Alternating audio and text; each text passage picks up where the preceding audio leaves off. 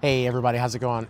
Today we're looking a little bit at Marcus Aurelius's Meditations. There's just a paragraph in here I want to read and just dive into it a little bit because it is so deep. And I'm finding that this book is just really deep and beautiful, and there's a lot to glean and learn from these passages.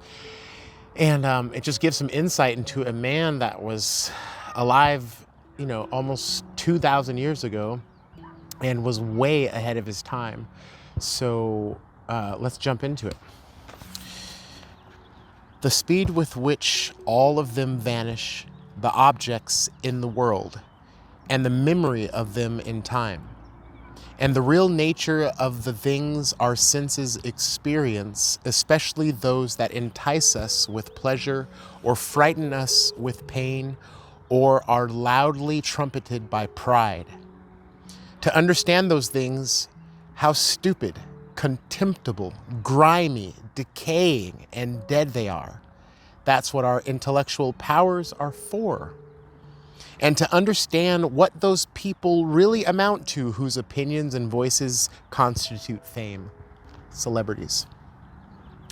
And what dying is, and that if you look at it in the abstract and break down your imaginary ideas of it by logical analysis, you realize that it's nothing but a process of nature, which only children can be afraid of.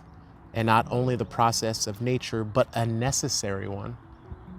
And how man grasps God with what part of himself he does so, and how that part is conditioned when he does. Wow, Marcus Aurelius, way ahead of his time. I mean, just this first part here, the speed with which all of them vanish, the objects in the world, and the memory of them in time, and the real nature of the things our senses experience, especially those that entice us with pleasure or frighten us with pain or are loudly trumpeted by pride. You hear what he's saying here. He's saying that everything in this world is impermanent.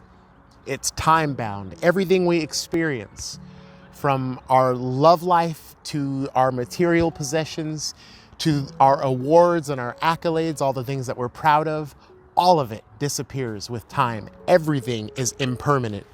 The things that entice us and our desires are wrapped up in, and the things that we pronounce and trumpet aloud with our pride, all of it gets taken away with time. Then he goes on to say, to understand those things, how stupid, how contemptible, how grimy, decaying, and dead they are. That's what our intellectual powers are for. He's saying here, use your intellect to see that this world is impermanent. Use your intellect to see how stupid, how contemptible, how grimy this gross physical material world is. He's so far ahead of his time here. This is an emperor of Rome, and this man has all the power literally in the world, has all the influence in the world, and he's telling you right here, none of this means anything. He goes on to say, and to understand what those people who really amount to whose opinions and voices constitute fame. He's saying here to understand the celebrities, the people that have influence. Understand them, all these people out here that constitute, or we put up on a pedestal, that constitute fame. And then he goes on to say, and what dying is, and that if you look at it in the abstract and break it down with your imaginary ideas and by your logical analysis, you realize that it's nothing but a process of nature which only children can be afraid of. And not only a process of nature, but a necessary one. I sat with this and really allowed it to sink in, and I'm like, yeah, death is a part of life. And so many of us are scared of it. We're so scared of death, in fact, that we don't talk about it. We're so afraid of death, in fact, that we send our elderly and old folks off to homes, off onto the fringes of society.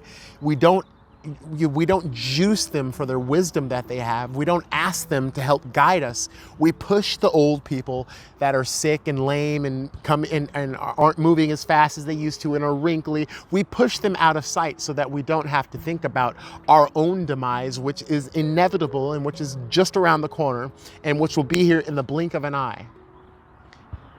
And he says, only children could be afraid of death. And that sounds like craziness to someone who is completely engrossed in the gross physical world and is completely tied to their accolades, their physical possessions, the material life. If you have no connection to nature, if you don't contemplate death, if you don't have a meditation practice, and you don't think about these things, then you're going to be afraid of death because you're disconnected from the natural flow of life. But if you are connected to the natural flow of life, you see that the sun comes up every day and the sun goes down every day.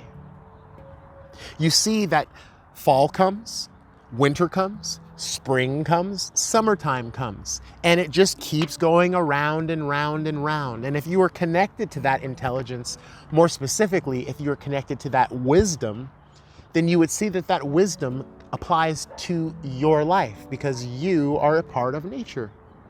So although this body comes and it's born anew and it's fresh and you have all this energy as a young kid and you grow up into an adult and all the hormones and the vigor and the vitality that comes with that, and then you start to decline and get into your latter years, and if you're wise, then you really start to slow down and look more inwardly and devote yourself more to your spiritual practice, and then you see that this is a natural process. But just like everything else again, that which passes rises again and is resurrected.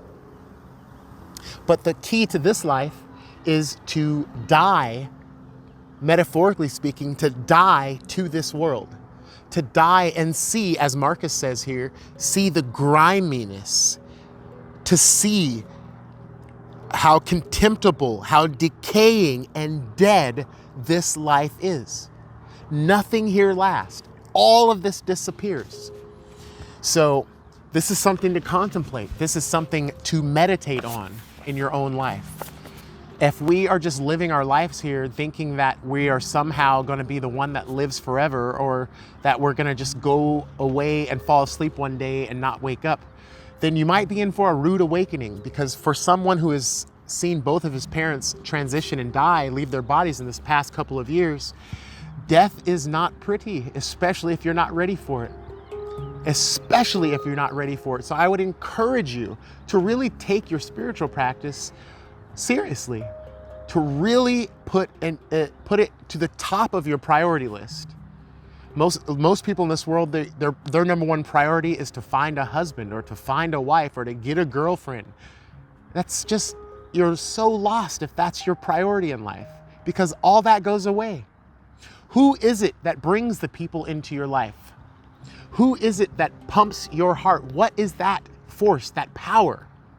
That force, that power, that intelligence that beats your heart when you're not even paying attention, that circulates your blood, that is what you are here to discover. And if you discover that which is inside of you, if you follow the teachings of Christ, and he says the kingdom of God is within you, he says that all these things I do, you will do, and even greater. He says, if thine eye be single, thy whole body will be filled with light. He says to pray in secret. He says all the Bible is written in parables and allegory. It's hidden. So you have to take the time to dive into the scripture. You have to take time to use and cultivate your intuition so that you can understand what the teachings that have been passed on from all antiquity, how they can be applied to your life, so that at the end of your life, you have let go and surrendered all of the dead and dying and decaying things, the grimy things that Marcus is talking about here, so that you're not clinging on to this world, wishing you had another year, another 5 years. I wish I was young again, if I could do it all over again. You don't want to be that 60, 70, 80-year-old person on their deathbed regretting their life. So take time right now before time takes you, because time is running out. You might be young and vigor. You might be a young, pretty lady out there right now and your breasts are full and you look good and guys already got a lot of followers on Instagram and all that goes away. Your good looks, your voluptuous breasts, your voluptuous lips, all that goes away. So if you don't start looking at that which is real, that which in searching for that which is timeless, which is your true divine nature, you're going to be in for a rude awakening in the later part of your life. Now is the time to devote yourself to your practice. Now is the time to start looking inside. Now is the time to devote yourself to your meditation. Now is the time to treat your body with respect and feed your body good food, living foods, organic foods, whole foods. You can just keep driving by that In-N-Out and Burger King and McDonald's and all that stuff. You know, I'm not being a prude here. Have a little fun. But if you're doing that 4 or 5 days a week, then things are out of balance. You live in an electromagnetic, biochemical, a miracle. And you have the responsibility to keep this in tune. And if you keep this in tune, then you are in tune and more receptive to the teachings that Spirit brings into your life. It's not so hard for you to sit down and meditate.